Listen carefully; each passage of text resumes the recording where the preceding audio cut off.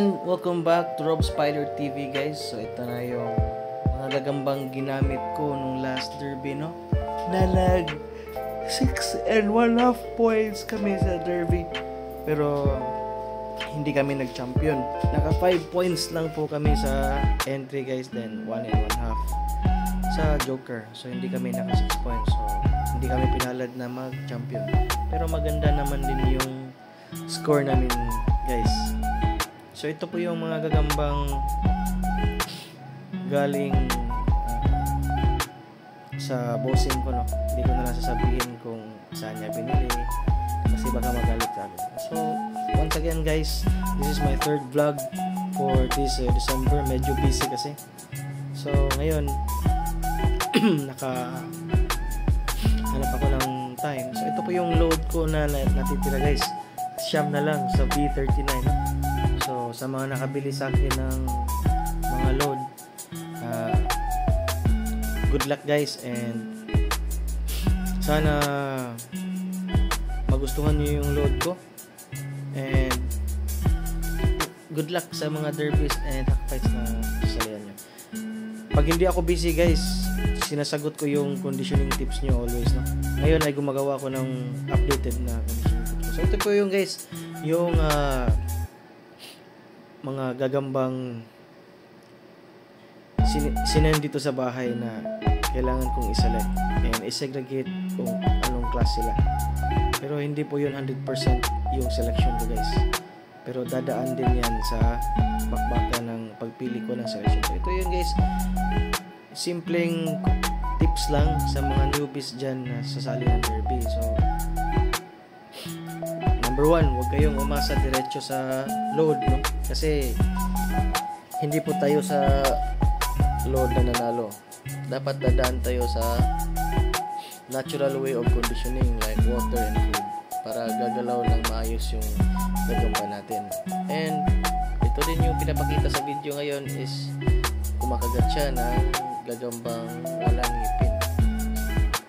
So ito po tinatawag natin nagpa-puncher, guys. So parang i-exercise natin yung panlaban natin paano maging alert, and para ma-check din natin yung estado ng gagamba, kung ito ba'y nangihina kapag nakakagat sila. So binubugbog ko din, hindi ko sila binubugbog, bali hindi din sila tinatawag na tinetrain kasi hindi sila aso. Yung tawag ko dito is ine-exercise ko yung mga gagamba and pinapakagat ko sila ng mga patay na gagamba para masanay silang kumagat, syempre. And malalaman din natin, guys, kung yung gagamba natin is ready and fit for fight, no? Kasi pag sila'y nangihina kapag nakakagat, may mga G kasi na kapag nakakagat sila, nanghihina sila. So yun ang mga gagambang immature, no? So parang galing molt, medyo hindi pa matured yung katawan ng gagamba. And sa mga nagtatanong, guys, yung gagamba pala ay nag-molt ng bago sila mamatay. So malit lang yung lifespan natin. So ito yung mga ginamit ko. And itong gagamba to is from Juan from Balangban. So maganda itong gagambang pinadala niya last Christmas gift, no? So ito po yung nanalo din sa derby, kaso lang nalagay siya sa Joker. 1 points, guys, hindi na nagamit. And ito, guys, check natin yung alert sa ating gagamba. Hindi ba siya sabog sa load? Mga tips ko lang sa mga newbies dyan, no? Dapat i-exercise mo yung gagamba mo. Kasi yung tinitingnan mo yung load ng isang player dahil laging nananalo ako. Hindi naman ako always nananalo, pero may panalo din, may talo. Pero kaya ako nagpa-vlog para may share ako sa mga newbies dyan kung paano mag-select, paano mag-alaga ng gagamba. So titingnan mo yung postura ng gagamba, guys. Syempre pipiliin mo yung malaking ulo, Yung yung paa niya is matured talaga. So, ganito karami yung pinapatay kong mga G's guys. Oh. So, ito yung mga luma na loaded. So, tinatanggalan ko lang ng ngipin para magiging boxer na mga new G's ko. Ito pala si Big Boss. Nanalo din yan. So, ito po yung ito yung bagong batch ng aming gagamba for this coming derby guys. No? So, di ko muna sasabihin kung saan binili ni Bossing to. Laki ng tiyan Bossing. So, ito ay 10 pieces selection ng TM, 10 pieces selection ng Good, and 8 pieces ng Derby size. So, ito yung load na isi-ship ko pala. Sorry kung na-late itong mga load na to kasi medyo busy sa Christmas eh. Ngayon ko lang masi-ship sa JNT sila. And once again, good luck sa mga nakabili ng load guys. So, may freebies yun. Ito yung V42 ko guys. So, parang 1 ml na lang yung natitira, no? 1 ml na. And sa vlog ko ngayon guys, ito yung first conditioning natin. So, as nakikita nyo, may mga dots yung pitak. So, ibig sabihin ng isang dot is 1 point na yan. So, isang pointing sa isang G. Kaya, wag nyong kalimutan guys, maglagay ng masking tape and label always, no? Para alam nyo kung ilan na yung ilang beses nyo na load and ilang beses din siya nakapatay. Hi pala sa mga, kasi naka-live ako eh, habang nagbibideo. So, ito yung mga, always guys, may boxers tayo guys. Never yan mawawala sa atin. Excuse me. So, needed talaga guys na at least yung isang gagamba natin is makapatay siya ng isang boxer, no? And avoid kayo ng boxer na mas malaki pa sa alaga nyo para hindi siya mapuwersa. Baka tatalon yun kasi loaded eh. So, ito yung ibig sabihin ng isang point and isang may markings ko is isang load and nakapatay na siya. So, importante yan guys. Dapat talaga makapatay siya ng boxer guys. Para alam natin na isa siyang na hint na hindi siya tatalon. So, ito na yun guys. So, ito yung first box ko. Hindi ko ma-video lahat kasi yung iba nasa live eh. Pinutol ko na lang yung live. So, ito yung mga G's na parang good po ito guys. So, as you can see guys, para ma-check natin yung alertness ng gagamba, need natin ng boxer guys. Always put in mind na need natin ng boxers. Wag kayong umasa sa load lang. So, dapat ma-check din natin yung kung gaano ka-alert yung gagamba nyo. Kung mabilis siyang umikot, hahawakan niya ba talaga yung G. Siyempre, pag nahawakan niya, at least 3 buckles, no? 3 buckles is enough. Pag hindi niya mapatay yun, huwag natin lagyan ng markings na for candidate siya for laban natin. I-separate natin siya ng lalagyan. Kasi hindi pa siya ready. Gaya nito, isa. Okay, isang buckle. So, 2. Wala pa rin. Sa pangatlo, pag hindi niya nahuli, syempre, wala na. Ayan, nahuli niya. So, may potential siya sa candidate. So, ganun lang kasimple guys, no? So, wag niyong kalimutan mag-marking ng ballpen, maglagay ng masking tape para may marking. Ito yung mga gagambang gusto ko guys, oh. Napaka-alert nila. So, ito yung magbibigay ng porsyento na makikita mo na hindi siya tatalon. At hindi po yun guys, huwag niyong kalimutan guys, hindi sa kulay ng gagamba yung matapang. Hindi lahat ng magandang kulay ng gagamba is matapang. No? Kasi yung mata mo mismo ang magdedesisyon kung ano yung dadalhin mo sa panlaban mo, kung saan ka lalaban. Ikaw yung magdedesisyon.